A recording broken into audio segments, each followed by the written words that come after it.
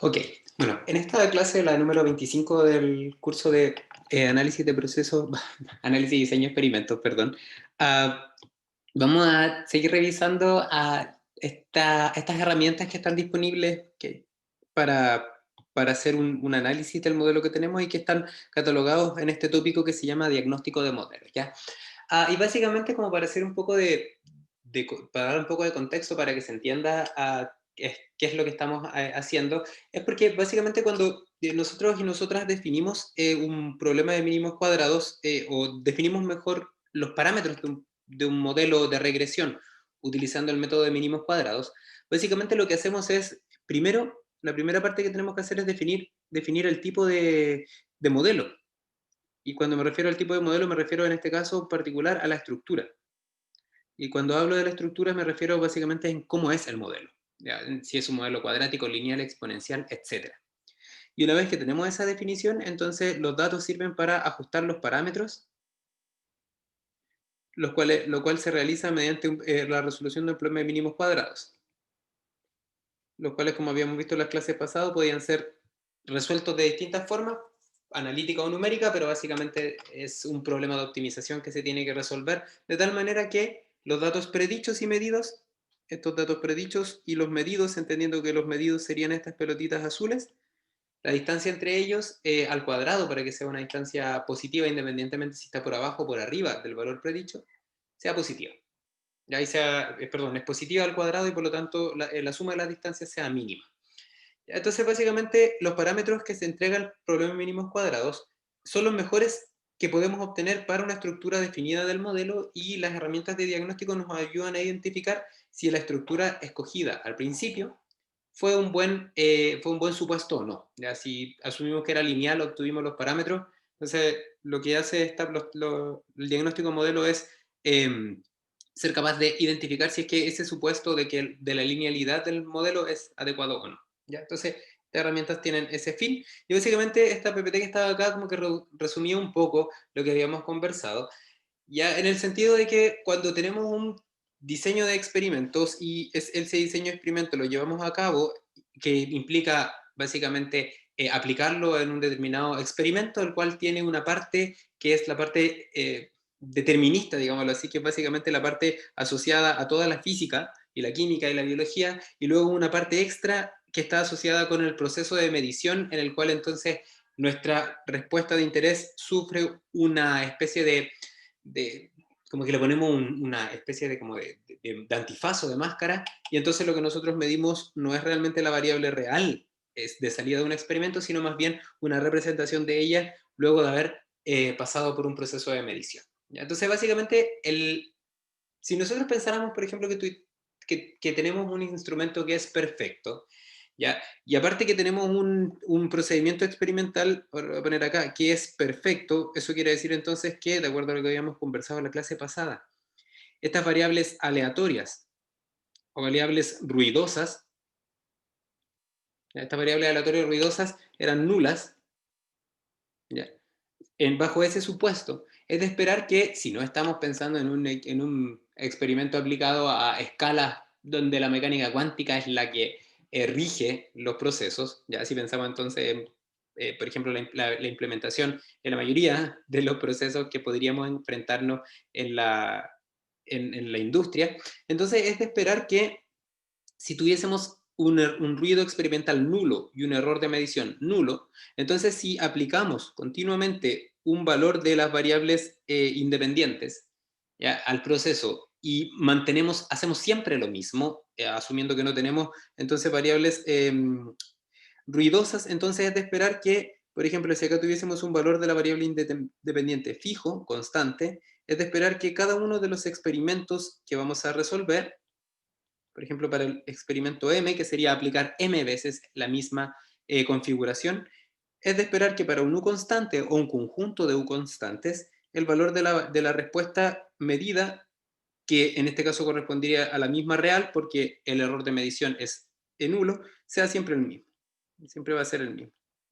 Entonces, a esta variable nosotros le llamamos variable real, ya que corresponde a la variable determinista, y determinista implica que si yo cambio, por ejemplo, el valor de U y ahora pongo por ejemplo, hiciera una serie de datos ahora con un valor distinto, con el U', entonces ese valor, por ejemplo, va a corresponder a esto. Entonces, básicamente va a ser lo mismo, solamente que vamos a tener una variable dependiente en otra posición porque cambiamos aquellas variables que se supone que generan un efecto sobre la respuesta. ¿Ya? Entonces, la parte determinista trata justamente de esto, de que cada vez que yo mantengo todo constante, siempre obtengo la misma respuesta. Y la parte aleatoria o estocástica, que es la parte ruidosa, es aquella que contamina la respuesta de salida del experimento y en vez de entonces de tener ese comportamiento, lo que tendríamos, por ejemplo, en magenta sería un comportamiento aleatorio, perdón, alrededor de de un valor de la variable determinista, de la real, y entonces esta distancia que está acá la podríamos entender, esta distancia que está acá la podríamos entender como eh, cuantificaciones del ruido asociado a la experimentación. Todas esas distancias que ves ahí son asociadas entonces al ruido. ¿Qué implica eso? Que si tengo, por ejemplo, un experimento el cual usa unos equipos que son muy precisos, entonces esa distancia va a ser pequeña. Pero si yo estoy ocupando un experimento, estoy haciendo un experimento que tengo por ejemplo, una balanza que es poco precisa, entonces vamos a tener algo más disperso, ¿no es cierto? Menos exacto, ¿no es cierto? Lo que no significa que sea, o sea, igual de exacto pero menos preciso, ahí está, ¿no es cierto? Entonces básicamente aumenta la dispersión a lo largo de eso. Entonces básicamente lo que podríamos llegar a entender acá es que la variable medida que correspondería a estas magentas, en ese caso, están separadas de la variable real y esa separación se puede entender como ruido y el ruido experimental tiene una característica o es de esperar que tenga una característica y es que si es que hicimos un experimento bien planteado, si es que utilizamos todos los supuestos del experimento aleatorio, es de esperar que este ruido, ya esta distancia con respecto al valor real, la distancia con respecto al valor medido y el real, sea no sesgado. Ya sea no sesgada. Y de hecho, en este caso, modelos lineales, aparte tenga un comportamiento, eh, si por ejemplo la variable aleatoria tiene un comportamiento normal, entonces es de esperar que el error de medición también lo tenga. También sería normal. ¿Ya?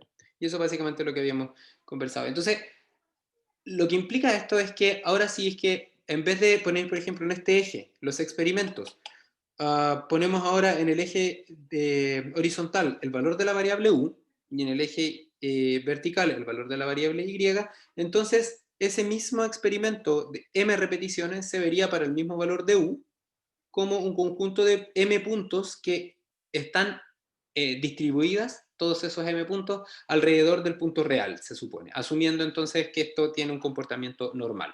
Y eso es para cada uno de los datos, entonces si es que tenemos, por ejemplo, distintas variables de decisión en distintos valores de la variable esta independiente, entonces básicamente la distancia que habría respecto a, por ejemplo, las réplicas que pudiese hacer en los distintos valores entre las distintas corridas experimentales manteniendo el U fijo, esa distancia sería consecuencia entonces cada una de ellas del ruido de la experimentación. Entonces básicamente esa es la clave en este sentido. ¿Ya? Entonces, en resumidas cuentas, si nosotras y nosotros, por ejemplo, viéramos este gráfico, e identificáramos que cada uno de estos puntos, esta nube de puntos que aparece en cada valor de U, representa un comportamiento estocástico más un determinista, a mí me gustaría que mi modelo predijera el comportamiento determinista. ¿Por qué es eso? Fundamentalmente porque el modelo tiene esta forma y predicho es función de U y de los parámetros. En ningún caso aparece acá la función de las variables aleatorias. Y tiene una razón bastante sencilla, y es que las variables aleatorias se supone que no podemos modelarlas porque no podemos describirlas, porque son azarosas. Entonces, básicamente, no tiene sentido entonces pensar en incorporar la información de las variables aleatorias. Y aparte, también tiene que ver con que si es que somos capaces entonces de identificar el comportamiento real de las variables, entonces las decisiones que vamos a tomar luego con este modelo van a ser válidas siempre, independientemente del ruido del instrumento. Entonces, por eso, la idea es intentar replicar el comportamiento determinista sacando el comportamiento estocástico. Y para eso, si por ejemplo acá graficáramos esta línea que ya estaba ahí, aparecía esta línea con celeste, ahora que te la estoy marcando, esa línea representaría el valor predicho. ¿Ya? Y esa línea debiese pasar, ojalá, lo más cercana posible a los valores de la variable real, o sea, la que no tiene la contaminación de ruido. Entonces el I predicho debiese pasar por ahí. Entonces la idea es que el diagnóstico de modelos se basa en eso, en identificar si es que fuimos capaces de sacar todo el aporte estocástico y quedarnos solamente con la parte determinista. Entonces, básicamente, lo que nos interesa es en la parte determinista que está acá, y eso implica entonces que la variable medida, que está compuesta entonces por un valor real más un error de medición, ya que ese sería el error de medición que tendría un comportamiento que habíamos dicho que era insesgado. Eso quiere decir que para cada valor de la variable u fijo existe la misma tendencia a sobre y a subestimar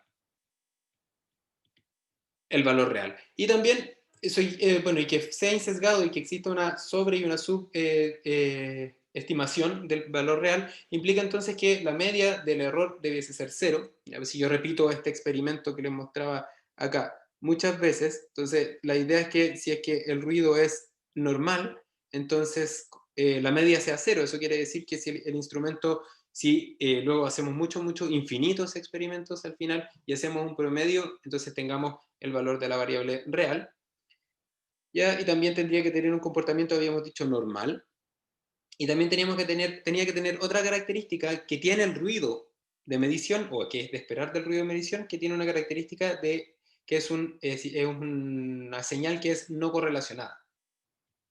¿Qué significa que sea no correlacionada? Que el error de medición no puede predecirse. ¿Ya? No existe una dependencia con respecto a otra variable, porque básicamente así funciona la aleatoriedad asociada a los experimentos, que es algo que es el azar el que domina esa parte. ¿Ya? Uh, entonces, la base del diagnóstico de modelos tiene ese sentido, y entonces podríamos decir que formalmente, como habíamos dicho en la clase pasada, el valor predicho debiese ser parecido al valor real, no al valor medido, de tal manera de tener un modelo bueno. ¿Ya? Entonces, ¿qué implica eso? Si como en palabras súper sencillas y con un diagrama, por ejemplo, si acá, por ejemplo, identificamos que acá está la variable Y y acá está la variable U, ¿ya? E imagínense que ustedes tienen acá entonces los puntos modelados, o sea, los valores medidos, perdón, en rojo, como ese comportamiento que ustedes ven ahí. Entonces, el valor predicho debiese considerar la tendencia, porque la tendencia es la que puede modelarse de manera determinista. O sea, por ejemplo, ahí tendríamos un modelo y predicho, y entonces tendríamos que decir que lo que se mueve o lo que aparece como diferencia con respecto al valor medido estaría dado por el error de predicción. ¿No es cierto? Y ese error de predicción, en magenta, por ejemplo, esa cuantificación gráfica del error de medición, perdón, de predicción, diría ahora que el I medido sería igual al I predicho más el error de predicción. Y el error de predicción es lo que nosotras y nosotros queremos minimizar con los mínimos cuadrados. O sea, este error de predicción es el mínimo que puedo obtener. Y ahí esto es para cada corrida experimental desde igual 1 hasta E. ¿Ya? Entonces, la idea es que este error de predicción se parezca al error de medición, porque de esa forma la predicción se parece a la parte real. Hay una ecuación un poco más adelante que dice eso. ¿Ya? Entonces esa es como la idea del diagnóstico de modelo, y la idea entonces es explorar cómo se hace esto, ¿vale? Y claro, teniendo en consideración lo que aquí aparecía, que básicamente queremos que el predicho no se parezca al modelo, al medido, perdón, sino que se parezca al error perdón, al valor real, o sea que el I predicho de I se parezca al I sub I al real, y como yo les decía, este valor real es desconocido, y por lo tanto no podemos hacer una comparación una vez, por ejemplo, que tuviésemos los mínimos cuadrados, acá, mínimos cuadrados, tuvimos los parámetros, no podemos hacer esta comparación porque no tenemos esa información. ¿Ya? Entonces, ¿qué tenemos que hacer? Tenemos que generar este método indirecto para evaluar si se parecen, y para eso entonces lo que hacíamos era definir que el valor medido era igual al real más el error de medición, y que el valor medido también era igual al predicho más el error de predicción. Entonces, a partir de eso, lo que podemos hacer es generar una igualdad, porque básicamente la I medido en cada corrida experimental es el mismo. Entonces, podemos hacer esa igualdad para cada una de las corridas experimentales, ¿ya? Para desde la I a 1 hasta la M. Y entonces, al hacer eso, llegaríamos a esa ecuación que está ahí, que sería válida, ¿ya? en cada corrida experimental, donde tenemos que la parte medida asociada entonces al error de medición y a la variable real desconocida, y tenemos entonces la parte predicha asociada al error de predicción. ¿Ya? En rojo son las cosas que no se conocen. En negro son las cosas que se conocen una vez que obtenemos los parámetros con mínimos cuadrados, ¿ya? Para cada corrida experimental. Entonces, ¿cómo podemos generar una igualdad si es que hay cosas que no se conocen? ¿Ya? Entonces, por eso se llama método indirecto, y lo que hay que hacer acá, por ejemplo, es decir, ok, yo no conozco el valor de y real, pero si es que fuese igual al valor predicho o se pareciera, entonces esos dos términos se cancelarían, y entonces básicamente lo que tendríamos es que el error de medición sería igual al error de predicción. Y eso es para y desde 1 hasta todas las corridas experimentales. Ahora, si observan, el error de medición sigue en rojo porque no se conoce, porque conocer el error de medición sería equivalente a conocer el valor real, lo cual no se conoce. Entonces, ¿qué es lo que se hace acá? El método indirecto dice, aun cuando tú no conozcas el valor del error medido, este tiene unos comportamientos esperados, dentro de lo que yo le había dicho, una media cero, un comportamiento del error de medición que debiese ser normal, ya esto significa, eso se ve así, que el error de medición se comporta normalmente, alrededor del cero y con una determinada varianza, y asociado también a esto, habíamos dicho que teníamos un error de medición ahí, y también que la correlación del error de medición con otras variables, x, debiese ser cero o tendiente a cero. Eso quiere decir que el error no se puede describir porque no le afecta nada, es una variable aleatoria. ¿Ya? Entonces, básicamente, todo eso aparece acá, donde dice básicamente que el error de medición debiese tener un comportamiento muy similar al error de predicción, o al revés, mejor, el error de predicción debiese tener un comportamiento muy similar al esperado del error de medición. Y entonces, básicamente, los diagnósticos de modelo se trabajan como test de hipótesis, donde básicamente el test de hipótesis sería lo que aparece acá, que dice, si se cumple con los comportamientos esperados, entonces sería H0. ¿Ya? Eso quiere decir entonces que si es que la media es cero, si es que tiene un comportamiento normal y si es que es no correlacionado, implicaría que no hay evidencia que diga que el modelo es malo, lo que no significa que no lo sea, solamente que con la evidencia que hay no se puede decir que es malo. Y caso contrario, si es que no se cumple con alguno de los comportamientos esperados, entonces habría razón para dudar en ese caso. ¿Ya? O sea, si es que, por ejemplo, si es que esta relación en una dirección no se cumple, cualquiera de las que les comentaba, hay más, yo les voy a mostrar acá solamente tres, entonces podríamos decir que H1 es verdadero, lo que implicaría entonces que H0 se puede negar y por lo tanto sería que el modelo es malo. Y eso quiere decir entonces que tendríamos que ajustar otro modelo. ¿Por qué? ¿Por qué sería H1 verdadero o H0 falso? Esto implicaría entonces que el I predicho no se parece al I real, o no se parecería al I real. Eso significa el H1. ¿Ya? Y bueno, como aparece en esta lámina que ya les conté hace un momento, los comportamientos esperados del error de medición están relacionados con el resultado de un experimento aleatorio, lo que implicaría entonces que no hay sesgo experimental, y eso quiere decir entonces que el error de medición tiene unas características bien definidas, que son fundamentalmente las que aparecen acá, que la media del error de medición debiese ser cero, que el valor debiese tener una distribución normal alrededor del cero, y también que el error debiese ser no correlacionado con ninguna otra variable. Eso es lo que les comentaba hace un momento. Entonces, tomando eso en cuenta, entonces, el test de hipótesis se basa fundamentalmente en esos tres elementos, ¿no es cierto? Que dice, por ejemplo, H0. Entonces, H0 debiésemos pensar que la media del error de predicción debiese ser cero.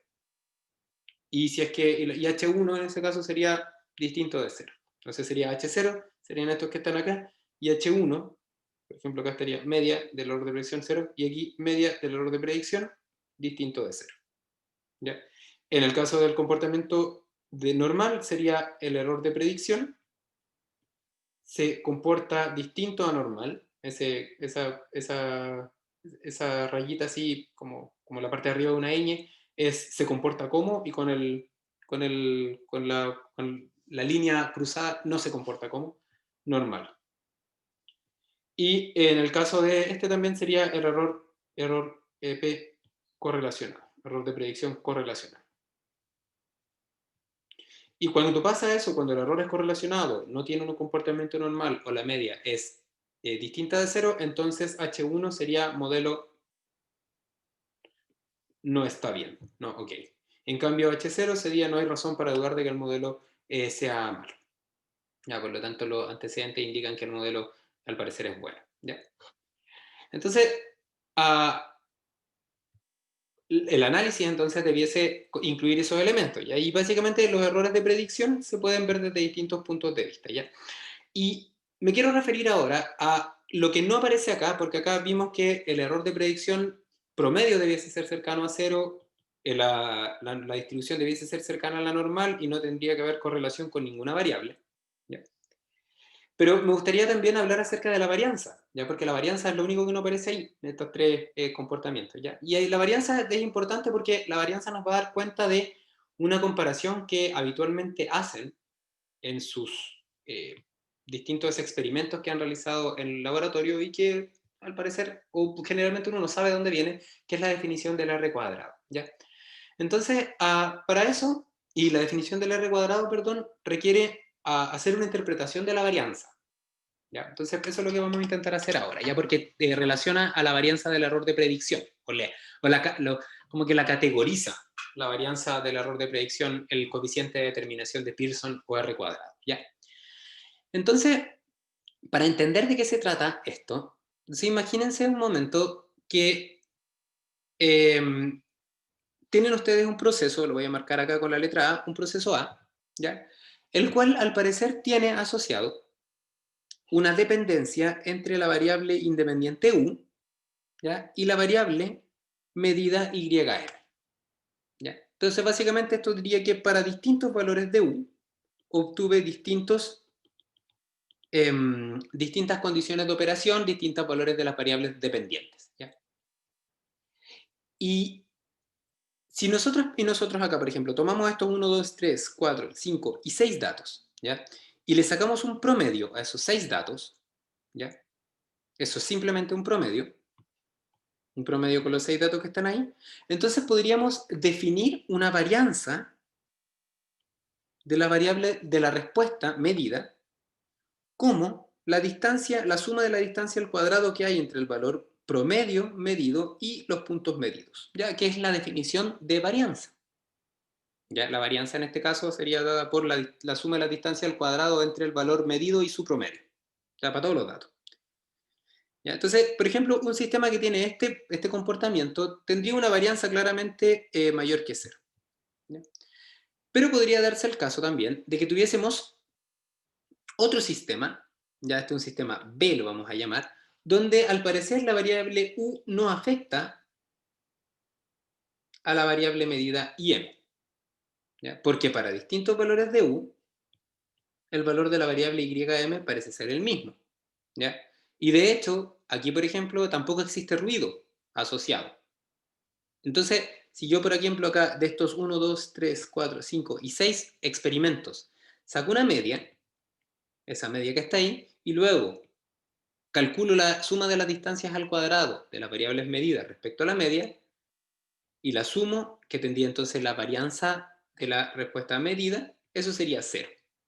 ¿Ya? Entonces, claramente, si yo por ejemplo tomo como eje de referencia la media, puedo observar que datos que no tienen movimiento respecto a la media tienen una varianza cero, y datos que sí tienen movimiento con respecto a una media tienen una varianza mayor que cero.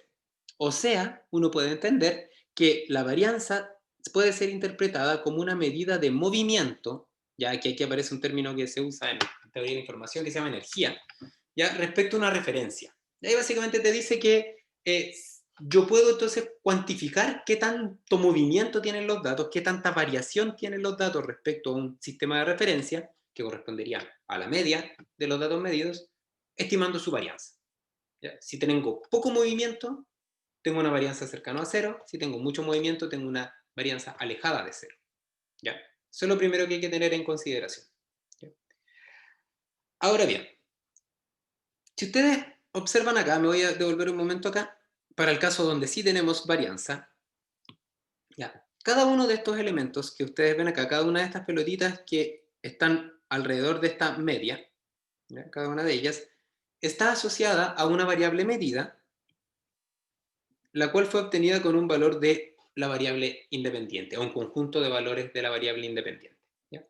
Entonces, habíamos conversado de que el valor medido está compuesto por dos elementos. Estaba compuesto por el valor real más el error asociado, ¿no es cierto?, a la medición. ¿Ya? Entonces, la varianza con respecto a estos puntos que están acá se podría entender como la suma de dos varianzas, que sería la varianza real asociada, por ejemplo, al valor de el valor de u que va cambiando, y con respecto a eso, entonces, una distancia asociada a el error de medición. ¿Ya? Entonces, la varianza de los datos experimentales estaría compuesta de estos dos aportes, en definitiva. ¿Ya? Y que si observan, por ejemplo, en esta gráfica que ven acá, si por ejemplo nosotros consideráramos ahora el valor predicho, ya que serían estos puntos negros que ustedes ven en el gráfico, ya, y los valores medidos siguen siendo los mismos de la PPT anterior, entonces podríamos decir que sabemos que la varianza de los valores medidos se comporte del aporte determinista y estocástico, que era lo que habíamos visto acá. Y también sabemos que el valor predicho no debiese tener aporte estocástico, ¿ya?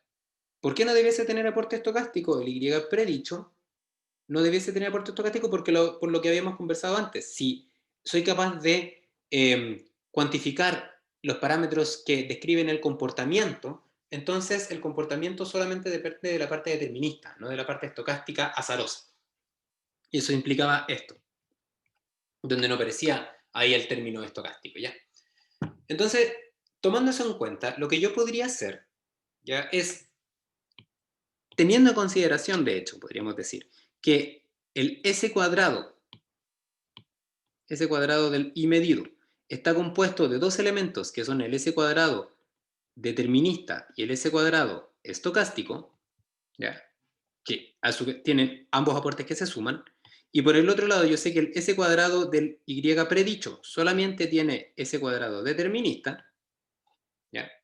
Entonces yo podría intentar analizar la distancia que hay entre los dos valores de S cuadrado, de esos S cuadrados, ¿vale?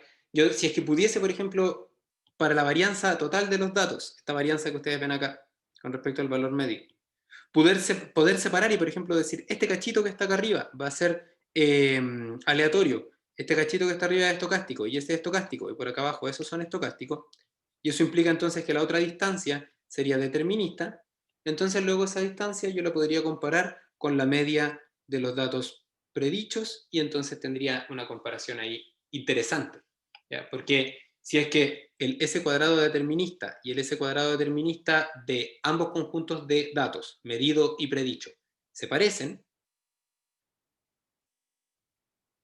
entonces podemos decir que el S cuadrado del I predicho se parece al S cuadrado del I real, y por lo tanto modelo OK. O más que OK, no hay razón para dudar de que el modelo no sea bueno, ¿ya? Entonces básicamente la determinación del R cuadrado trata de eso, justamente, de hacer una comparación entre las varianzas de los datos medidos, ¿ya?, y los datos predichos, y entonces identificar si es que se parecen o no se parecen, ¿ya? Entonces la varianza de los valores predichos es lo que vamos a ver en una serie de pasos que les voy a intentar mostrar acá, ¿ya? Pero para que se hagan una idea, ¿ya?, si por ejemplo, siempre pensando que el valor predicho va más o menos a representar el valor real, ¿ya?, en esta gráfica, entonces podríamos entender que los instrumentos que son muy precisos me permitirían generar ajustes como el que ustedes ven en pantalla, donde tengo un valor predicho que es muy parecido al valor real, perdón, al valor medido, ¿ya?, el valor medido, porque el valor real no lo conozco. Se parecen mucho, hay una distancia muy pequeñita entre el valor predicho y el valor medido, ¿ya? Y esa distancia muy pequeñita es atribuida al error de predicción, que se parece mucho al error de medición, el cual, como sabemos, si tenemos un instrumento muy bueno, muy preciso, o un procedimiento experimental muy preciso, entonces tengo en ese cuadrado del error de medición bajo, Y eso implicaría lo mismo acá, que el S cuadrado del error de predicción es bajo, porque si ustedes ven acá, esas rayitas son prácticamente nulas. ¿Ya? Entonces, básicamente, la comparación tomaría en consideración como lo que hay como punto de partida, que es lo relacionado con un aporte que le entrega, estocástico, perdón, que le entrega el procedimiento experimental. ¿Ya? Procedimientos experimentales ruidosos, ruido alto. Procedimientos experimentales precisos, ruido bajo. Y por lo tanto, varianza baja. Entonces, básicamente la idea es comparar ambas variables, ambas varianzas y de alguna manera entonces evaluar qué tan bueno, entre comillas, es el modelo para predecir el movimiento de YM asociado entonces a la parte determinista. ¿Ya? Y básicamente eso se hace mediante la varianza del error de predicción, que correspondería a una medida de cercanía entre el medido y el predicho, que era lo que yo les comentaba.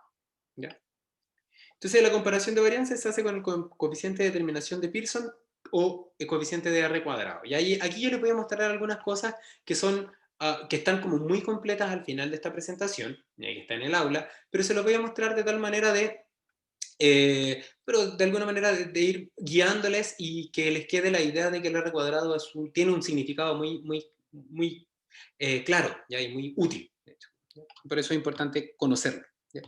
Entonces, como les decía, como vamos a analizar las dos varianzas del error de predicción y del error de medición, ¿ya? Lo que vamos a hacer en esta comparación de varianzas es que vamos a utilizar, esta comparación de varianzas, vamos a utilizar vamos a identificar cómo es la varianza del error de predicción, ¿ya? Entendiendo que el error de predicción va a ser aquello que nos va a permitir hacer esta comparación, porque básicamente si es chica, entonces vamos a decir que estamos cerca del valor medido y el predicho. ¿Ya? Y la varianza del error de predicción ya está dada por esa ecuación de ahí que dice básicamente, es la definición de varianza que dice que sería 1 partido por los grados de libertad. En este caso, a diferencia del S cuadrado que se utiliza en el intervalo de confianza de los parámetros, ¿ya? Acá los grados de libertad van a ser el número de datos menos 1. ¿Ya? En el caso de la varianza para los error de predicción de los parámetros es m menos el número de parámetros. ¿Ya? Hay una diferencia ahí. Esta es la varianza del error de predicción, que sería 1 partido por m menos 1, sumatoria del error de predicción en cada una de las corridas, menos el promedio de él. ¿Ya? Y eso se puede definir utilizando esa nomenclatura que sería la suma de los cuadrados del error partido por los grados de libertad. Que eso es básicamente la definición de varianza. ¿Ya? Ahora, bajo el supuesto de que mi modelo ha pasado por los otros test, por ejemplo, el test que es más relevante, que correspondería a, o sea, que el test que necesito, perdón, que es el que el error de predicción en promedio es 0, entonces eso implicaría que esto sería 0 y por lo tanto la varianza del error de predicción estaría dado simplemente por la sumatoria de los errores de predicción al cuadrado. Eso quiere decir entonces que la parte de arriba, esa sumatoria de los errores al cuadrado, sería equivalente a sumatoria de i, en este caso medido, menos el i predicho, elevado al cuadrado. Y eso partido por el m-1, que sería los grados de libertad, desde i igual 1 hasta m. ¿Ya? Y esta igualdad se puede hacer siempre y cuando el error de predicción tenga media 0. Eso es lo que estamos asumiendo. ¿Ya? ¿Qué es lo que aparece acá? Entonces, la suma de los errores al cuadrado se compone de esos elementos. ¿Ya? ¿Ok?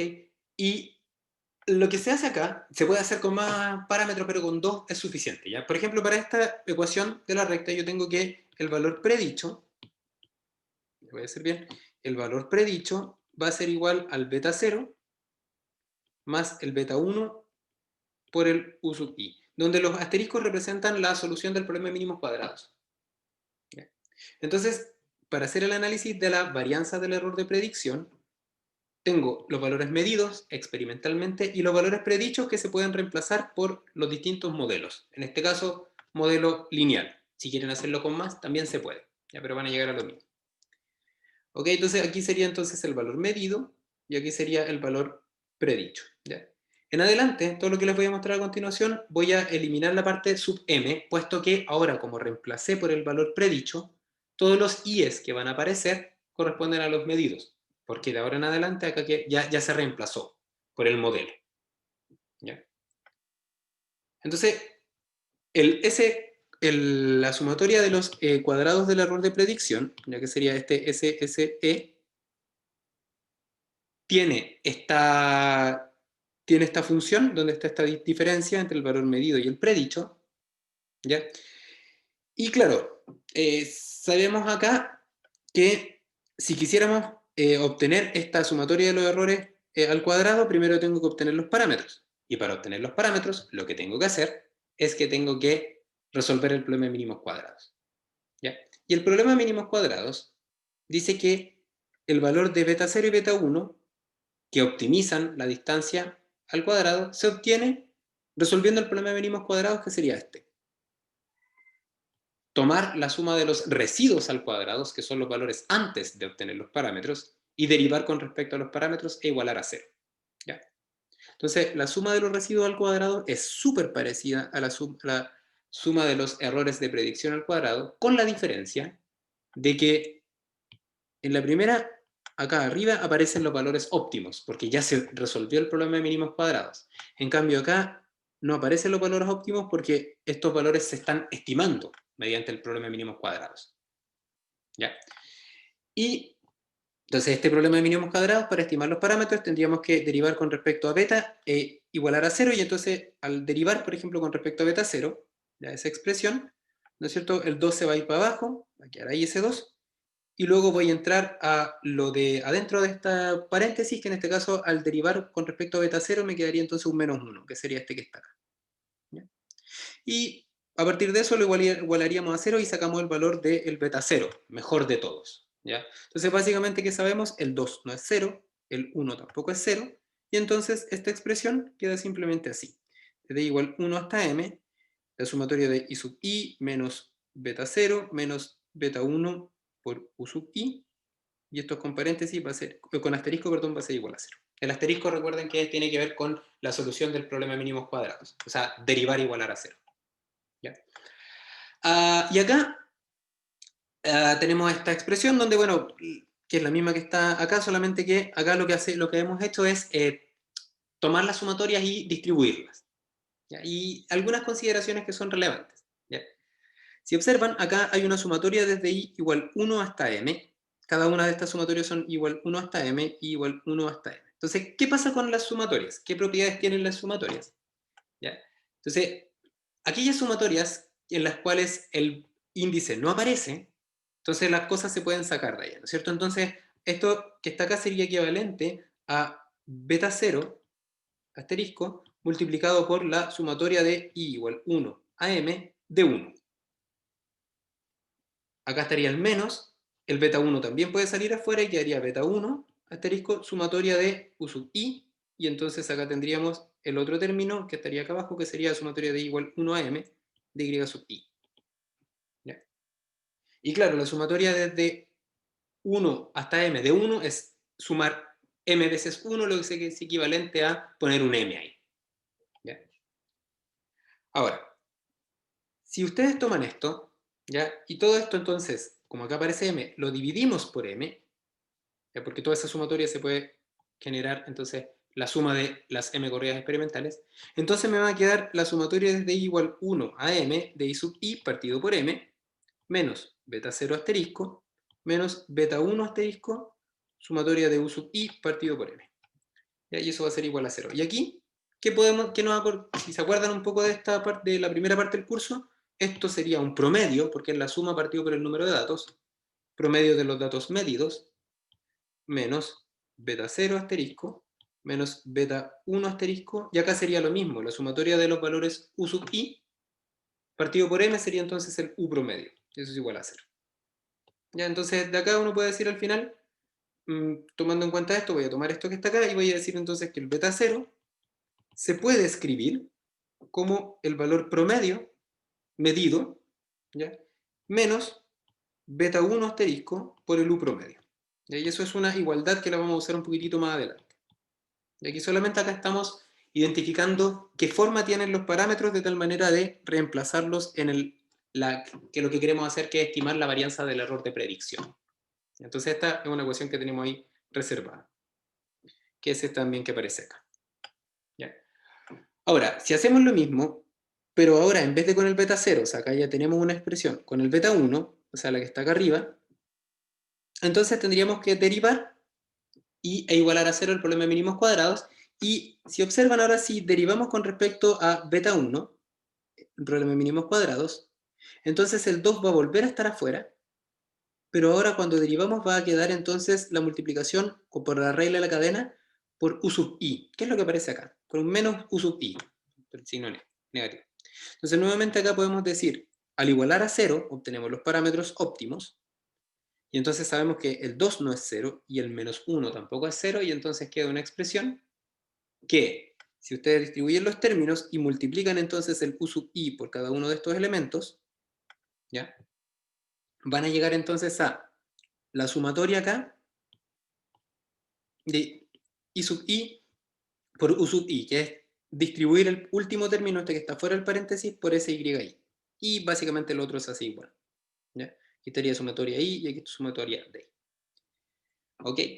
Y acá, claro, acá uno puede hacer ciertas cosas que son como bastante, no, o sea, no son muy complejas, pero básicamente es bueno como verla al final. Que, ¿qué podemos decir de esto? Que el beta 0 habíamos visto que correspondía a la media menos beta 1 por u promedio. Entonces podríamos simplemente tomar esto que está acá, meterlo allá dentro del beta 0 y entonces quedaría esa ecuación que tienen ahí. Entonces aquí está el valor de beta 0 reemplazado. ¿Ya? Y nuevamente recordar de que sumatoria de u partido por m es igual al u promedio, o lo que es lo mismo, sumatoria de u es igual a m veces el u promedio. Simplemente pasando para allá. Entonces, al hacer esa igualdad, ¿ya? Entonces me quedaría, al tomar esa igualdad y reemplazarla acá, entonces me quedaría que esa expresión tiene esa forma, y aquí entonces me quedaría un u promedio multiplicado por u al cuadrado, por un m, aparecerían varios términos. Entonces de esta forma podríamos, al reemplazar, luego llegar a una expresión que está un poco más compacta y que tiene esa forma, ¿ya? Y ese beta 1 y ese beta 0 son los que yo requiero para ver cómo es la varianza del error de predicción, que es lo que yo ando buscando. Entonces tenemos dos expresiones algebraicas que solo dependen de variables medidas, y por lo tanto entonces podemos hacer este análisis, ¿ya? Y para hacer este análisis entonces tenemos esta expresión que sería el valor de beta 1 asterisco y el valor de beta 0 asterisco, ¿ya? Entonces, con respecto al valor de beta 1 asterisco, uno puede notar algunas cosas que son interesantes, ¿ya? Y que aparecen en esta expresión. Y ahí es la siguiente, aquí ya está como eh, desarrollado, y que, porque quiero evitarme tanta nomenclatura, pero básicamente si uno se enfoca, por ejemplo, en el numerador de ese valor, ¿ya? Uno puede notar que esa expresión es igual a algo que se obtiene con, que lo vimos en estadística multivariable, y que es muy parecido a la correlación, a la covarianza que existe entre y medido y u medido, ¿ya? Eso se llama covarianza. ¿Y cómo podemos hacer eso? No es muy difícil, porque básicamente la covarianza se define como 1 menos m menos 1, ¿ya? Sumatoria de los i sub i menos el i promedio, u sub i menos el u promedio. Ya esa es la definición de covarianza, ¿ya? Que es la misma que aparece acá. ¿Ya? El tema acá es, por ejemplo, que como aquí son sumatorias, las sumatorias se distribuyen bien, y aquí son multiplicación de un binomio, o sea, de dos, el producto de dos binomios. Entonces no es muy difícil, hay que trabajar un poco algebraicamente, pero básicamente hay que multiplicar ese por ese, ese por ese, ese por ese y ese por ese, ¿ya? Entonces toda esa multiplicación está acá, ¿ya? Encerrado así con celeste, donde básicamente pueden ver cómo se fueron distribuyendo los términos i con u, que está acá, luego en i con u promedio, que está acá, luego el i promedio por u, que está acá, y finalmente el i promedio con el u promedio, que estaría al final, ¿ya? Y eso es una sumatoria, ¿ya? Y claro, acá, ¿qué hacemos? Tendríamos que distribuir los términos, ¿no es cierto? Y la distribución de términos de las sumatorias implicaría algo que es súper interesante, y donde aparece entonces esa igualdad, y que es básicamente la siguiente, para que lo vean, ¿ya? Tendría que aplicar entonces las sumatorias a cada uno de los términos, y entonces me quedaría, voy a sacar los paréntesis para hacerlo acá mismo, Entonces me quedaría esa sumatoria, que solamente estaría ahí, luego estaría esta otra sumatoria, esa sumatoria ahí, y entonces tendríamos la sumatoria ahí. ¿Ya? Lo puedo hacer porque no hay cuadrados, están solo términos que están, todos términos multiplicados que están unidos entre ellos por sumas. Entonces puedo distribuir entre ellos. ¿Ya? Y acá nuevamente nos acordamos de esto que las cosas cuando no dependen del índice de la sumatoria salen, ¿ya? En este caso saldría ese promedio y ese promedio, y entonces esa expresión me quedaría como un u promedio por sumatoria de i, y esta otra expresión me quedaría i promedio por sumatoria de u. Que si aplicamos entonces la igualdad que estaba en la anterior, me quedaría acá un m, u promedio, i promedio, y acá me quedaría también un m, i promedio, u promedio. O sea, básicamente esos dos elementos son iguales.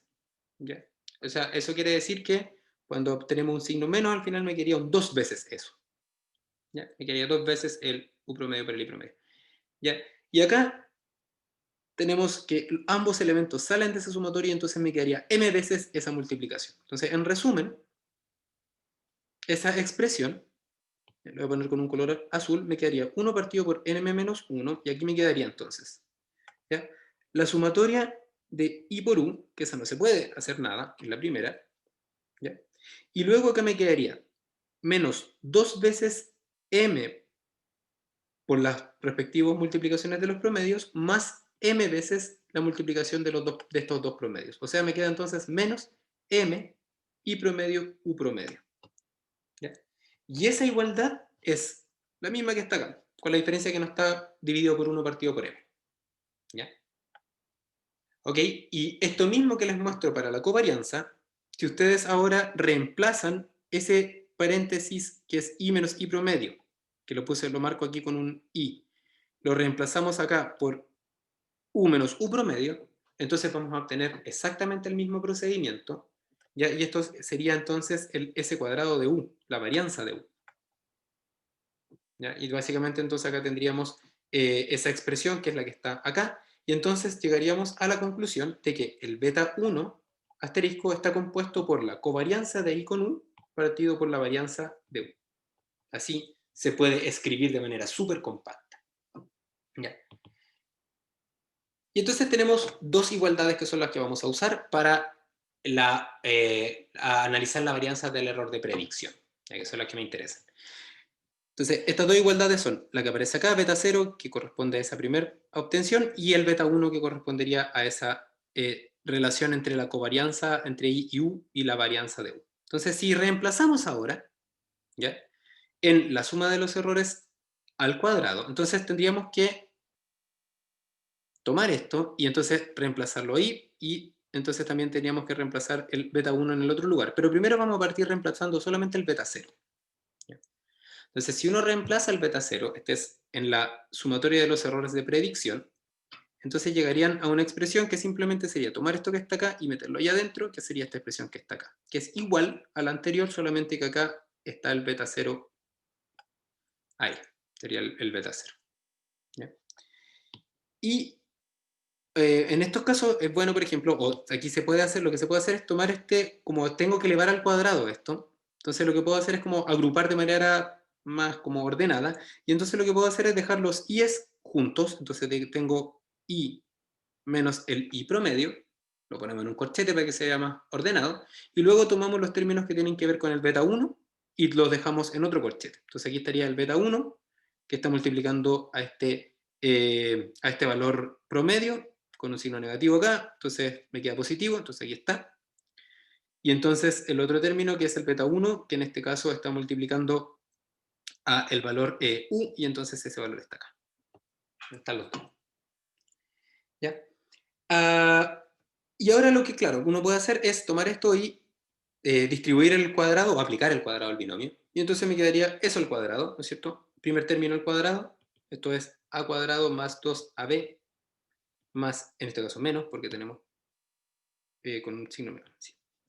Menos 2ab más b cuadrado. Entonces distribuimos los términos y llegamos a una expresión que tiene esa forma. ¿Ya? Donde aquí está entonces el primer cuadrado, aquí está el producto cruzado con el signo negativo, y aquí está el segundo cuadrado. ¿Ya? Y esta expresión es igual a la suma de los errores de predicción al cuadrado. ¿ya? Y aquí es donde aparece lo que necesitamos, ¿ya? Porque si tomamos esta expresión, que está al cuadrado, y que está entre ellos valores que están relacionados con sumas y restas, y entonces distribuimos la suma, entonces llegamos a una expresión como la que ustedes ven ahí, que es simplemente una distribución de sumas, ¿ya? Y esta distribución de sumas tiene mucho sentido, ¿ya? Y para verla con más sentido aún, lo que hago acá es dividirla por los grados de libertad, para volver entonces a obtener acá el s cuadrado del error de predicción. Entonces, al otro lado de la igualdad, a la izquierda, tendría entonces que esto habría que dividirlo por m-1, todo esto habría que dividirlo por m-1 y todo esto dividirlo por m-1, ¿ya? Y esto tiene una pinta de ser un estadígrafo que hemos visto durante todo el curso, ya uno de los estadígrafos, ya porque básicamente la suma de i menos i promedio al cuadrado partido por el grado de libertad es igual a la varianza de i, ¿ya? Menos, acá aparecía dos veces beta 1, ¿ok? Y aquí aparecería entonces la sumatoria de las distancias de i con i promedio y de u con u promedio, ¿ya? Y eso correspondería entonces a la covarianza i por u, o sea, la covarianza de i con respecto a u. Y el último término representaría entonces un beta 1 al cuadrado multiplicado por la sumatoria al cuadrado de u menos el promedio partido por grados de libertad, que es igual a la varianza de u. Y eso es igual al s cuadrado del error de predicción, ¿ya? Entonces, si ahora reemplazamos el valor de beta 1, que correspondía a la covarianza, partido por el s cuadrado, ¿ya? Pero nos acordamos de que existe un coeficiente que se llama coeficiente de correlación, ¿ya? Que sirve para correlacionar las desviaciones estándar, transformándolas en covarianzas. ¿Ya se acuerdan que si ese R0 quiere decir que la Y y U no están relacionados linealmente? ¿Ya? Entonces, a partir de este R que corresponde al coeficiente de correlación lineal, ¿ya? Yo puedo redefinir el valor de beta tomando en cuenta que finalmente la covarianza es R por SY por SU, y entonces de esta forma se me va un SU y me queda entonces que el beta 1 corresponde a el coeficiente de correlación entre I y U multiplicado por la desviación estándar de I partido por la desviación estándar de U. ¿Ya? Entonces todo este manejo algebraico, cuando yo reemplazo, me va a quedar lo siguiente, que es la parte más, yo creo más, como para llegar a la conclusión. Entonces me quedaría un s cuadrado de i que no se mueve, que sería este término que está acá en 1. Luego el término 2 sería menos 2 veces, ¿ya? Y reemplazando me quedaría r, el r lo voy a dejar sin este subíndice porque se subentiende que es i con respecto a u. O sea, 2 veces r por la desviación estándar de i partido por la desviación estándar de u, y esto estaría multiplicado por la covarianza de i con respecto a u, que como le había dicho era r por si por su, ya que es esta de acá. Tendríamos el término 3, que correspondería con un más a el beta 1 al cuadrado. Beta 1 al cuadrado entonces me aparecería un r al cuadrado, ¿ya? Por el s cuadrado de i partido por el s cuadrado de u, y esto estaría multiplicado por un s cuadrado de u, y eso sería igual al s cuadrado del error de predicción. ¿Ya? Entonces, a partir de esto, fíjense que se van a ir todas las varianzas que están abajo, o la desviación estándar, esa con esa, la varianza de u con respecto a u.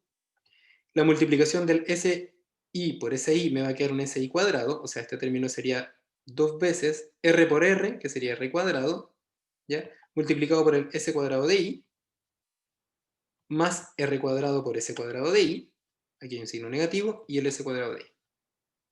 ¿Ya? Entonces, y eso va a ser igual al S cuadrado del error de predicción.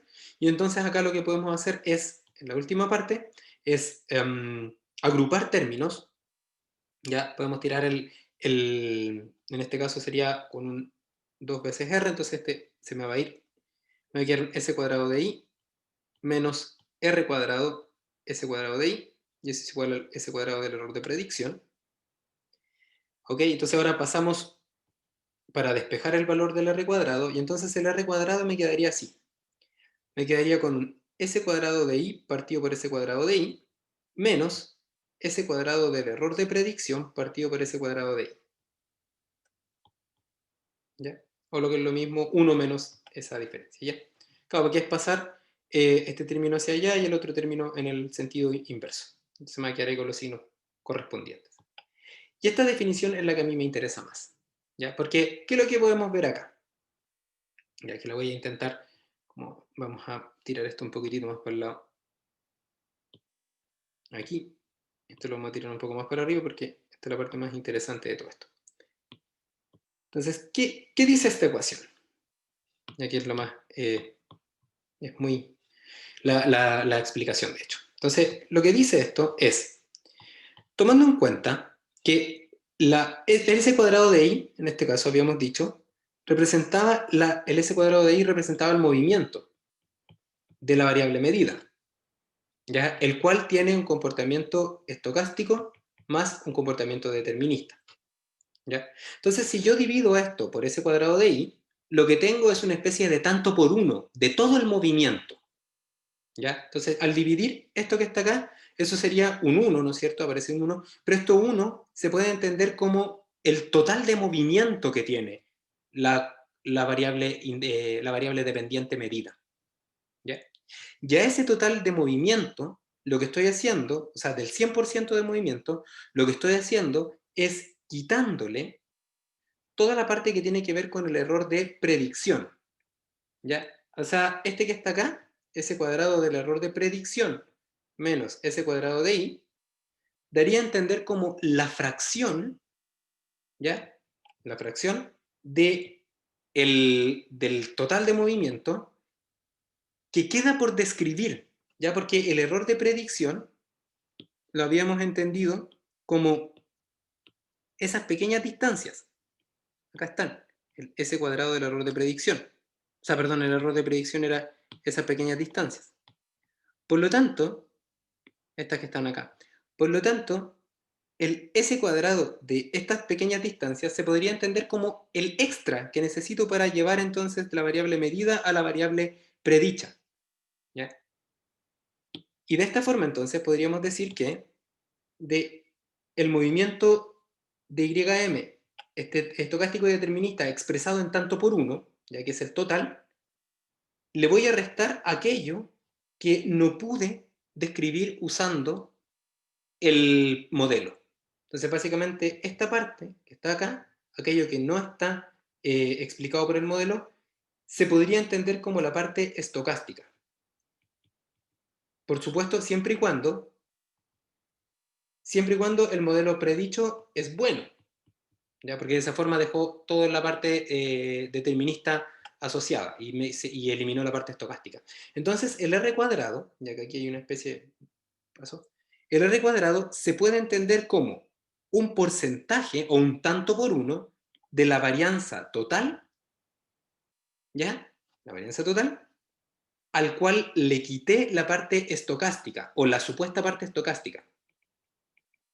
Y como le quité la parte estocástica, esto se puede entender como el tanto por uno o porcentaje de la varianza medida del procedimiento de los datos medidos que ha sido explicada por el modelo.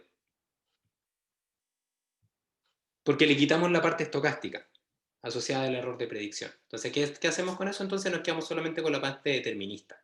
¿Ya? Entonces, el R cuadrado es un indicador que se puede expresar en tanto por ciento o en tanto por uno, y lo que hace es cuantificar qué porcentaje de la varianza ha sido dejada como error de predicción, que estaría acá, le resta la parte del porcentaje de la varianza que ha sido dejada como error de predicción, y por lo tanto entonces esto representa el porcentaje de la varianza explicado por el modelo.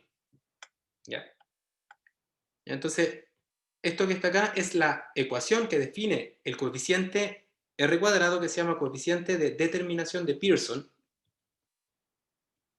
¿ya? Y tiene entonces como una interpretación el porcentaje del total de la varianza de los datos medidos que es explicado por el modelo, porque aquí le quitamos la parte asociada al error, ¿ya? Entonces, aquí en esta PPT que está acá, hay una forma matemática de explicar lo que yo les estoy contando, y que tiene que ver con entender esto que yo les estoy diciendo, que esto representa el porcentaje de la varianza explicada por el modelo, Y para eso lo que uno tiene que hacer es ocupar una propiedad de la varianza simplemente, ya que dice la varianza de A más B es igual a la varianza de A más B más dos veces la covarianza que existe entre estos dos valores, ¿ya? Eso es una propiedad del operador varianza. Entonces, si nosotras y nosotros tenemos un modelo bueno, ¿ya? ¿Ya? Entonces, básicamente podríamos decir que el valor de la variable corresponde, la medida, por ejemplo, corresponde al valor de la variable predicha más el error de predicción, ¿ya? Entonces, ¿qué podemos hacer acá? Si aplicamos el operador varianza, o en lo que es lo mismo el operador s cuadrado, entonces tendríamos esa igualdad. Tendría la varianza de el valor de i medido, sería igual al valor, la varianza del predicho, más la varianza del error de predicción, más dos veces la covarianza entre el error de predicción y el valor predicho.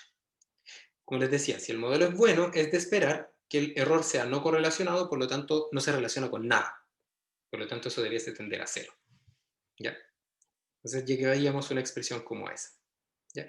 Y si ahora tomamos la definición del R cuadrado, ¿ya? Y lo definimos como un S cuadrado de I menos S cuadrado del error de predicción partido por S cuadrado de I, y entonces tenemos el S cuadrado de I, y entonces pasamos para el otro lado el S cuadrado del error de predicción, y lo reemplazamos, entonces el R cuadrado va a representar también el S cuadrado del I predicho partido por el S cuadrado del I medido, ¿ya? O sea, el movimiento de los datos predichos partido por el total de movimiento de los datos medidos, ¿ya?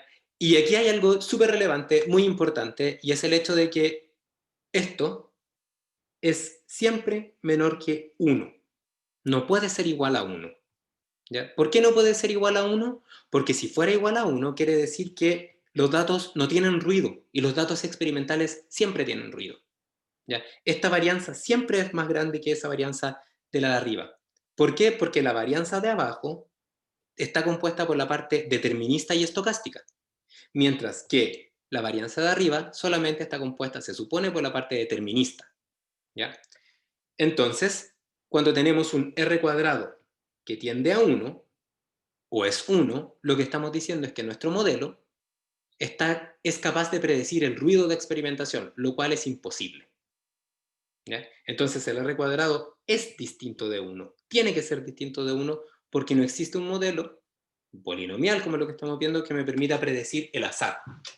Entonces un R cuadrado 1 sería equivalente a que alguien predijera el azar, ¿ya? Entonces, con esto podemos ver que el R cuadrado, que aparte de ser menor que 1, va a depender fundamentalmente también de qué tan preciso es mi experimento o no. Porque si yo tengo un experimento como el que ustedes ven en pantalla, que tiene una gran dispersión, entonces es de esperar que el R cuadrado no sea alto.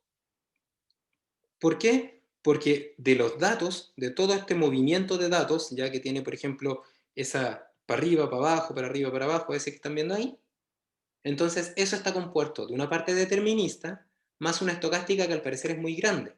Y el modelo solamente tendría que describir la parte determinista, ¿ya? Entonces, como el instrumento o el proceso de medición es muy ruidoso, existe un porcentaje elevado del total de movimiento de Y que es explicado por el ruido, por lo tanto, el modelo no va a ser capaz de llenar más allá de ese porcentaje del movimiento, ¿ya? Entonces, un instrumento malo, un experimento bueno, va a poner una cota superior del coeficiente de determinación. Por un instrumento muy preciso, voy a esperar que tenga un R cuadrado alto, porque tengo poco ruido asociado. Y por lo tanto, poca componente estocástica asociada. Y cuando tengo un instrumento poco preciso, entonces no puedo esperar obtener un buen R cuadrado porque el porcentaje de la parte estocástica es más grande en relación al movimiento completo de los datos, ¿ya? Entonces, con esa información podemos ahora al final decir que el R cuadrado, que se expresa como 1 menos el S cuadrado del error de predicción, S cuadrado de I, está asociado al ruido de experimentación, el cual pone una cota superior, que nunca puede ser 1, ¿ya? Porque si es 1, entonces quiere decir que somos capaces de modelar el ruido, lo cual es imposible, ¿ya? Y entonces, y aparte podemos decir que corresponde a un porcentaje del movimiento explicado por el modelo. Entonces, de ahora en adelante, cuando le diga, tengo un R cuadrado de 1, usted va a decir, no, no puede ser 1. ¿Ya? Y generalmente aparecen esos R cuadrado 1 cuando las personas, por ejemplo, tienen datos por triplicados o por cuadruplicados en cada una de las corridas experimentales, ¿ya? Y lo que hacen es promediar y quedarse con un dato por corrida experimental, ¿ya? Y como claro, los promedios lo que hacen es eliminar el ruido experimental, van a quedar con datos muy parecidos al valor predicho, ¿ya? Como ese que está ahí. O sea, los promedios, si los promedios representan las cruces, ya van a tener unos valores que van a ser casi iguales a los predichos y van a tener un R cuadrado casi 1. Pero es porque de manera artificial lo que hicimos fue remover el ruido de la experimentación, lo cual no se debiese hacer, porque el R cuadrado está asociado con la parte, está asociado con un experimento en definitiva, con el ruido que tienen los datos. ¿Ya? Entonces ojo con eso que está ahí, y esto también es una justificación de por qué no tenemos que promediar. ¿Ya?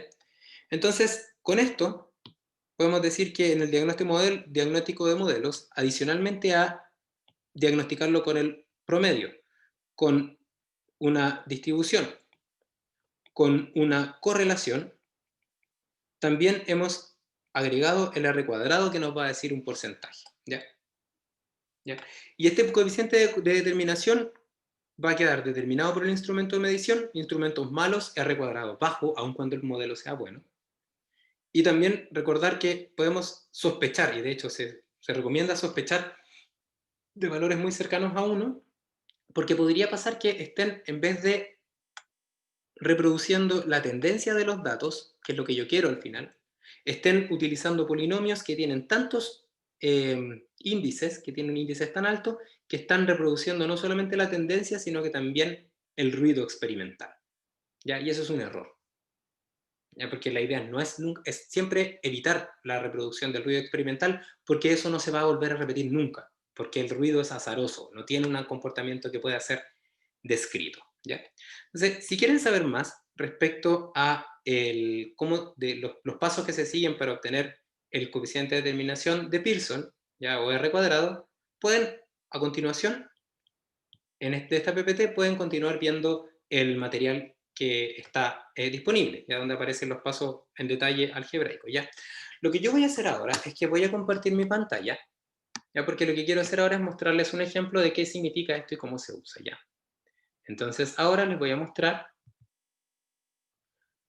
el Excel de datos, ¿ya? Donde estamos, donde ustedes debiesen estar viendo, ¿ya? Este Excel de datos, donde ustedes tienen asociados, bueno, cierta data que aparece, y básicamente esta data que ustedes tienen en su poder, ya que fue lo que yo les envié hace un momento, o sea, por la mañana, es una data que simplemente contiene los datos de un experimento, ya que están ordenados del 1 al 10, que tiene asociado el valor de la variable independiente, U, y que tiene asociado el valor de la variable medida, en este caso YM, que sería este valor que está ahí, ¿cierto? Que serían los resultados. ¿Ya? Entonces, nos preguntan, ¿qué modelo es mejor? Ahí tenemos dos posibilidades. Tenemos un modelo que sería un modelo de grado 1, un polinomio de grado 1, o lo que es lo mismo una línea recta, o un polinomio de grado 2, o una parábola. ¿Ya? Y, por ejemplo, si es que tomamos Excel, ¿ya? Y aquí ponemos agregar línea de tendencia, y entonces ponemos que queremos una lineal y que me represente el valor de R cuadrado en el gráfico y al mismo tiempo que me genere la ecuación, entonces voy a tener un comportamiento asociado que tiene esa ecuación, ¿ya? Y esa ecuación también se puede obtener con mínimos cuadrados generalizados, ¿ya? ¿Dónde están los mínimos cuadrados generalizados? En esta hoja que ustedes tienen aparecen al lado derecho, donde ustedes tienen en este caso 1, polinomio de grado 1, la matriz de medidas, la matriz U, y si ustedes pueden seguir aquí los cálculos con calma, aquí está la traspuesta, la multiplicación, la inversa, y por último los parámetros beta 0 y beta 1, que representan los mismos valores que aparecen en esa gráfica. Ya la pendiente 5,27, ahí está la pendiente 5,27, y el intercepto que sería menos 1,2, aquí está, menos 1,2, 1,19. Ya, entonces ese es el valor con mínimos cuadrados generalizados, y el caso del polinomio con grado 2, que sería este que está acá. Ya que se hace lo mismo y ustedes pueden, como les digo, hacerlo con calma, revisar con calma esto ya. Entonces, aquí tendríamos el modelo lineal, que tendría un R cuadrado de 0,96, 1, o sea, el 96,1% del movimiento que tienen los datos medidos, ya que aparecen con estos puntos naranjos, está representado por el movimiento asociado a esta línea negra que corresponde al valor del modelo predicho, ¿ya? Y si ahora nosotros comparamos, por ejemplo, con, si agregamos otra línea de tendencia, ¿ya? Y por ejemplo, en este caso es polinomial de grado 2, observarán cómo el valor del R cuadrado, ¿ya?, va a cambiar. Ahí van a tener este segundo R cuadrado, que sería con estos parámetros que son, ahora tiene 3 parámetros en vez de 2, y tengo un R cuadrado que ahora subió un 98,96 o un 99%. Eso quiere decir que el 99% del movimiento de los datos está explicado por los datos predichos con esa parábola, ¿ya? Entonces, para determinar cuál es el mejor modelo, lo que habría que hacer sería, por supuesto, lo primero, identificar el coeficiente de determinación, pero no solo eso. Lo que habría que hacer sería identificar cómo son los errores de predicción y hacer el análisis completo. Eso es lo que les voy a mostrar ahora, ¿ya? Entonces, ya sea con Solver, ya sea con este análisis, esta herramienta de Excel, o ya sea resolviendo el problema de mínimos cuadrados generalizados, lo importante acá es que en este momento debiésemos partir de ya unos parámetros que fueron obtenidos con mínimos cuadrados generalizados, ¿ya? O con mínimos cuadrados, perdón, da igual el método, ¿ya? Entonces, estos parámetros representan la resolución del problema de mínimos cuadrados, y con esos parámetros lo que habría que hacer sería sacar los errores de predicción. ¿Cómo se sacan los errores de predicción? Reemplazando el valor de la variable u en cada corrida experimental con los parámetros correspondientes, que en este caso sería, para el caso lineal, este vector, y para el caso cuadrático, este segundo vector. Entonces, con esos dos y predichos, lo que habría que hacer sería calcular ahora los errores de predicción, que en este caso estarían compuestos por el medido menos el predicho. Si lo hacen al revés, es lo mismo, ¿ya? Va a funcionar igual. Entonces tenemos el error de predicción para una línea y para una parábola. Entonces, para diagnosticar, tenemos que identificar qué características tienen los errores, y lo primero que uno puede hacer es calcular el promedio. ¿Ya? Promedio de los errores, que tenemos en ambos casos un valor 0. ¿Qué quiere decir que tengo un valor 0? Quiere decir que en ambos casos el promedio, al ser 0, se parece mucho a lo que yo esperaría, por lo tanto H0. Eso quiere decir que no hay razón para dudar de que estos modelos no sean buenos. O sea, ambos modelos están en las mismas condiciones. A partir de esto también puedo calcular la varianza del error de predicción, que sería la varianza del error de predicción, que sería 0,41 y 0,11, y con eso calcularíamos el R cuadrado, 1 menos la varianza del error de predicción, dividido la varianza del valor medido. Y acá lo mismo al otro lado, y que se observan son los mismos R cuadrados que aparecen en el gráfico, ¿ya? Lo puse justamente para que vieran que son lo mismo, ¿ya? Este está un poco más, va a ser un poco más grande de 0,96, va a ser 0,961, y el otro va a ser 0,99, que realmente es 0,9896, que básicamente este que está acá. Son los mismos valores, ¿ya? Y ahora faltarían los coeficientes de correlación, ¿ya? Y los coeficientes de correlación se debiesen definir como el coeficiente de correlación entre el error de predicción, ¿ya? Y en este caso todas las variables que están influyendo. En este caso sería la variable independiente, solamente tengo una. Si tengo más de una, tendría que hacerlo con cada una de las variables independientes, ¿ya? Y aquí tendríamos lo mismo, el coeficiente de correlación del error de predicción respecto a la variable independiente, pero ahora con el error de predicción del segundo modelo. Ambos errores son muy cercanos a ceros, por lo tanto, nuevamente acá tendría un H0. Al parecer son no correlacionados. También puedo hacer lo mismo con el coeficiente de correlación, pero ahora en vez de con la variable del error de predicción, pero ahora en vez de con la variable independiente, sería con la variable dependiente. En este caso sería con esta.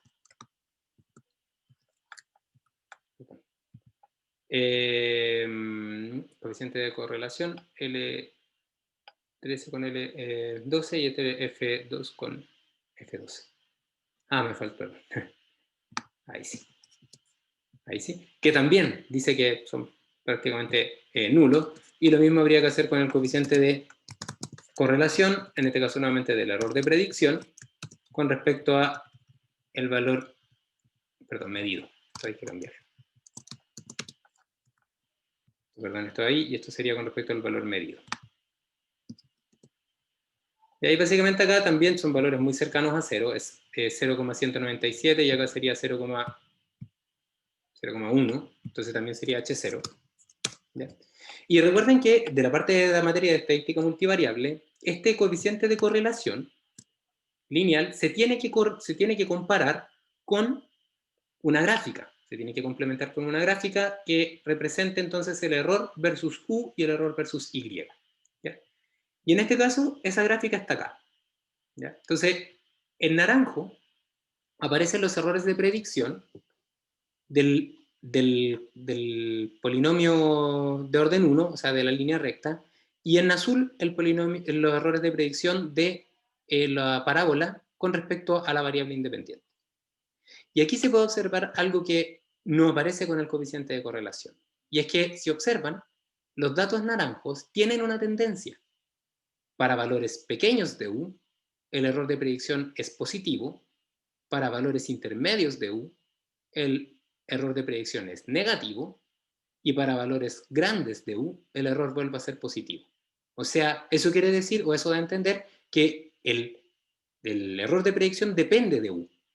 ¿Ya? A diferencia de los datos azules, que son los obtenidos con el polinomio, donde independientemente del valor de U, a veces el error de predicción es positivo y a veces es negativo, sin observarse una tendencia clara. ¿Ya? Por lo tanto, aun cuando el coeficiente de correlación del error de predicción con respecto a U es por 10 elevado a menos 15, claramente existe una tendencia a la cual es no lineal, como una parábola. Entonces, con este análisis gráfico, yo puedo descartar el modelo lineal. ¿Por qué? Porque muestra que el error de predicción tiene una tendencia.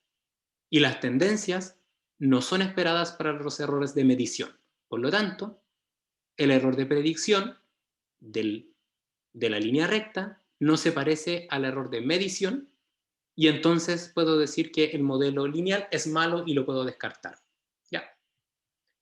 Y también esto se puede ver con el error de predicción con respecto a Y, o sea, la variable medida, donde aun cuando teníamos también un coeficiente de correlación cercano a 0, ¿ya? Si observan acá, verán que el error de predicción tiene un comportamiento también, para el caso de la línea, positivo, negativo, negativo, negativo, y después vuelve a ser positivo. A diferencia de la parábola donde los errores de predicción son no correlacionados, no tienen una tendencia clara, positivos y negativos sin darle vuelta. ¿Ya? Entonces, claramente acá podemos decir entonces que aun cuando el H0 se implica, o sea, que no se podía descartar H0 con el coeficiente de correlación, sí lo podemos descartar para el caso lineal cuando tenemos un análisis gráfico. ¿Ya?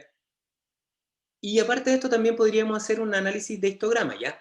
Para identificar si es que se comportan de manera normal. Sin embargo, este análisis gráfico, cuando tengo tan pocos datos, es súper difícil de ver, la normalidad. Entonces, gráficamente no sirve mucho hacer un histograma del error de predicción con pocos datos, y lo que se requiere es o más datos o hacer un test de hipótesis. Y ese test de hipótesis dice que los datos del error de predicción vienen de una distribución normal. ¿Ya? Y ese test de hipótesis es un poco más elaborado y ese no lo vamos a ver en este curso, ¿ya? Pero se puede. Ok, entonces con esto descartaríamos el error de predicción, descartaríamos el error de predicción del modelo lineal porque tiene un comportamiento correlacionado con U, y por lo tanto, a diferencia, el modelo polinomial no lo tiene, y por lo tanto podemos entonces decir que ese modelo es, al parecer, el que describe mejor los datos, ¿ya? Por último, y para concluir, hay ocasiones donde existen más variables independientes, ¿ya? U1, U2, U3. Entonces, estos gráficos hay que hacerlos para cada uno de los U. ¿Ya? Pero hay veces que se hace complejo de analizar, puesto que puede existir correlación entre los valores de U. Entonces, en ese caso, lo que se puede hacer es utilizar una gráfica que en el eje Y, o sea, en el eje, por ejemplo, de las ordenadas, está el valor predicho. Y en el eje de las abscisas, abajo, horizontal, está el valor medido. Y entonces graficar el valor predicho versus el valor medido. ¿Ya? ¿Qué comportamiento es esperable?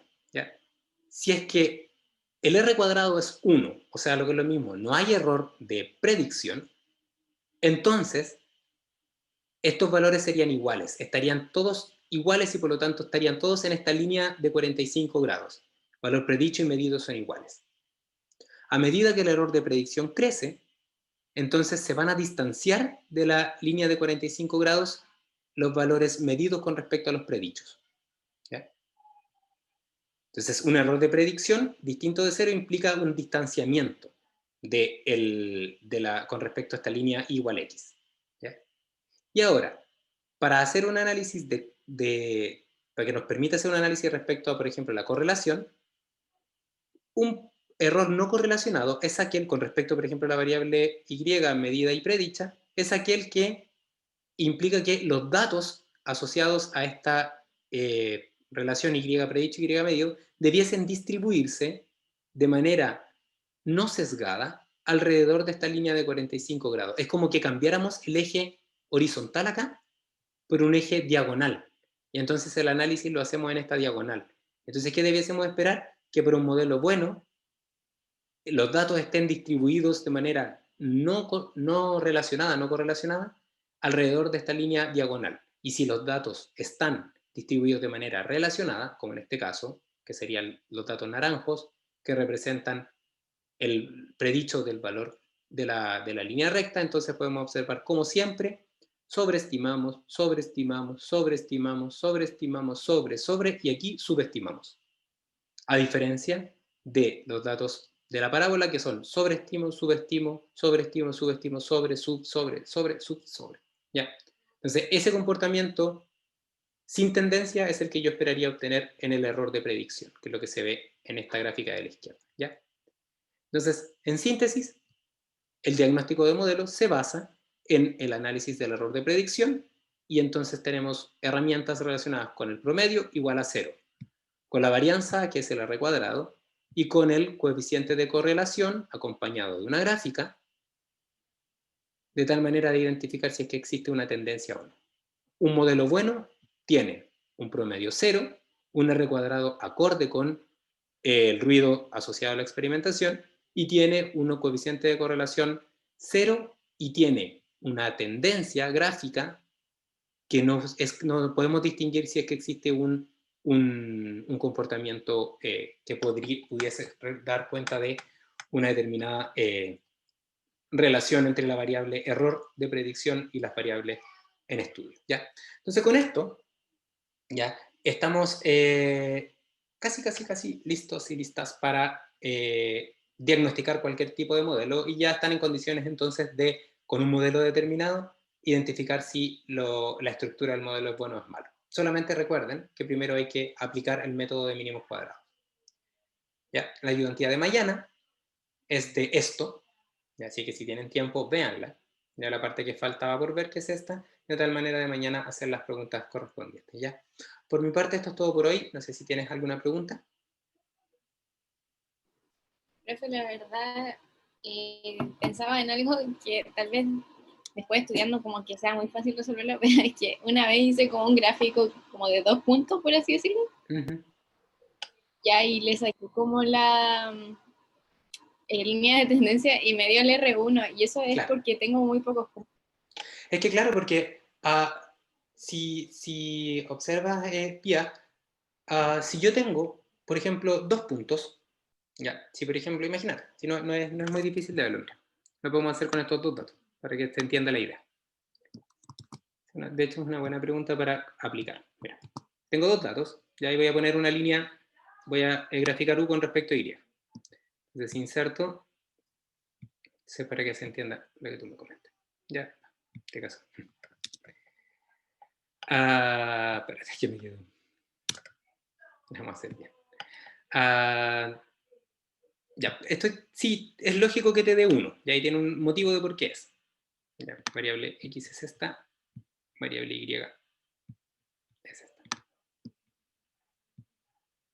Excepto. Bueno. Seleccionar datos. Porque tengo que crear una serie. Valor de x a y. Ya, ahora sí. Entonces, sí, es de esperar que te dé 1 y tiene un sentido. Yo te lo explico de inmediato. Y ahora sí. Ya, aquí están los datos. Los dos primeros datos, y que efectivamente si yo le agrego una línea de tendencia, o lo que es lo mismo, resuelvo el problema de mínimos cuadrados, línea de tendencia de datos, lineal, intersección no, ecuación en el gráfico y el R cuadrado. Me va a generar un R cuadrado de 1, ¿ya? ¿Qué es lo que te pasó a ti? Ahí está el R cuadrado, ¿ya? Pero tiene un motivo, y es que cuando yo resuelvo el problema de mínimos cuadrados, ¿ya? Yo tengo dos incógnitas. Tengo la pendiente y tengo el intercepto, ¿sí? Y el número de ecuaciones que yo puedo plantear es 2, porque solamente puedo plantear para una corrida experimental y una para una segunda corrida experimental. Entonces, tengo dos incógnitas, intercepto y pendiente, y dos ecuaciones para la primera corrida experimental y para la segunda. Por lo tanto, el valor del intercepto y el valor de la pendiente se escogen de tal manera que el valor predicho sea igual al valor medido. Como el valor predicho es igual al valor medido, entonces tengo error de predicción 0, lo que implica que la varianza de los datos medidos es igual a la varianza de los datos predichos, porque son los mismos. Y por lo tanto el R cuadrado es 1. ¿Sí? Pero este R cuadrado es 1 porque, en este caso, tengo el mismo número de datos que de corridas experimentales, por lo tanto, el valor de los parámetros se escoge de tal manera que los datos predichos pasan por sobre los datos medidos. Y por lo tanto no hay error de predicción. ¿Ya? Y esto es interesante en el sentido de que ese R cuadrado 1 significa que no tengo grados de libertad para estimar el error de predicción, y el error de medición. Los únicos grados de libertad que tengo son nada más que para calcular los parámetros, que sería equivalente al número de corridas experimentales mínimas en el diseño 2 elevado a n. Si tú sacas los parámetros de un 2 elevado a n con el mismo número de corridas experimentales que de parámetros, te va a dar un R cuadrado de 1. Ya, pero es por eso, porque tengo el mismo número de parámetros que de corridas experimentales. Por lo tanto, los parámetros van a quedar determinados de tal forma de que y predicho es igual a y medido, siempre. ¿Ya? Entonces, sí, era de esperar lo que te dio, y sí es una interpretación como extrema del R cuadrado, ¿ya? Y ahí básicamente eso implica que nunca tenemos que tener el mismo número de datos que de corridas experimentales, si no, no voy a poder identificar esto. Ya, porque ese R cuadrado 1 es falso, ¿ya? Comprendo. Gracias por... Súper, ya. Ok, entonces con esto terminamos. Si no tienen más preguntas, terminamos la clase y nos veremos a la vuelta. Ya, por favor, revisen la ayudantía y si tienen dudas, por supuesto, me pueden escribir. Ya, que estén muy bien. Cuídense. Chao, chao.